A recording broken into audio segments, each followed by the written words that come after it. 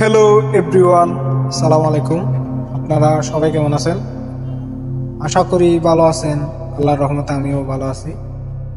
আজকে একটা PLP share করব, সেটা হচ্ছে 1 মে আন্তর্জাতিক শ্রমিক দিবসের পিএলপি। সেটার জন্য আমরা প্রথমে পিকজেল ল্যাবে চলে যাব। পিকজেল ল্যাব থেকে 3 ডটে ক্লিক করে ওপেন পিএলপিতে ক্লিক করব। ওপেন পিএলপিতে ক্লিক করার পর আমরা সেই পিএলপিটা খুঁজে বাহির করব। আমি সেই পিএলপির নাম দিয়েছি, আপনারা সেই পিএলপিটা খুঁজে পাবেন। তো শ্রমিক দিবস, সেই পিএলপিতে ক্লিক করার পর আমাদের সামনে এরকম একটা ইন্টারফেস শো হবে। এখানে আপনি আপনার ছবিটা পরিবর্তন করতে পারবেন, নাম পরিবর্তন করতে পারবেন। চাইলে আমি যেটা তারেক রহমানের একটা পিক দিয়েছি, আলাদা একটা পিক দিয়েছি, সেটাতে আপনি আপনার একটা পছন্দের কারো পিক বসাতে পারবেন। আমি অত কিছু দেখাবো না। আমি প্রথমে আমার পিকটা পরিবর্তন করে দেখাবো, আমার এই ছবিটা পরিবর্তন করে দেখাবো।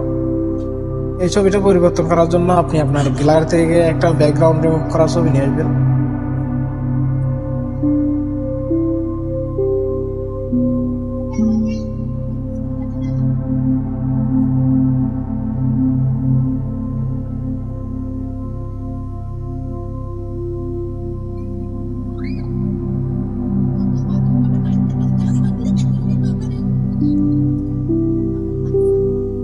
আমি আমার এই ছবিটা নিয়ে আসলাম।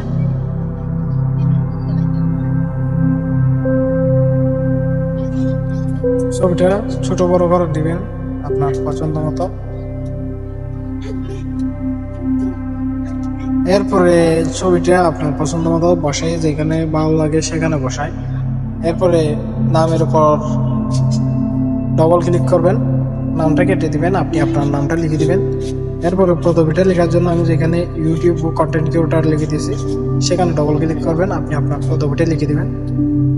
এরপরে এখানে পরিবর্তন করার মতো আর কিছু নেই, আমি দেখতেছি না। আপনি যদি এটা কেন্দ্রীয় জাতীয়তাবাদী দলের করতে চান, তাইলে যেখানে ছাত্র দলের সভাপতি ও সাধারণ সম্পাদক আছে কেন্দ্রীয়, ওনাদের ছবিটা ডিলিট করে দিতে পারেন। আমি যেহেতু এগুলো করবো না, সেজন্য এই ডিজাইনটা এখন শেপ করার জন্য এখানে চলে যাব।